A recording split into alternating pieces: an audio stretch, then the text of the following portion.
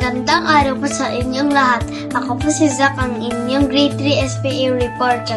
At narito po ang pinabagong ulat panahon tungkol sa Tropical Depression Salome. Ayon sa Pag-asa, si Bagyong Salome ay isang tropical depression na nasa loob ng Philippine Area of Responsibility o PAR. Si Salome ay may taglay na malakas ng hangin na umaabot 45 km kada oras at bugso na umaabot sa 55 km kada oras.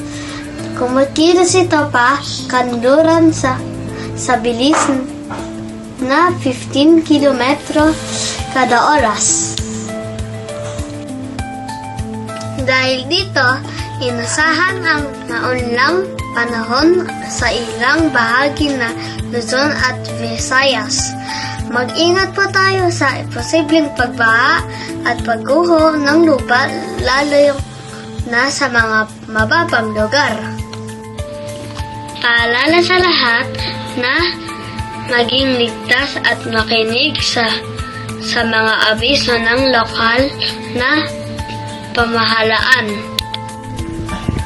Muli ako po si Zach, ang inyong Grade 3 SPA Weather Reporter. Mag-ingat po tayong lahat at huwag kalimutang magdala ng payong. Maraming salamat po sa inyong lahat. Magandang araw!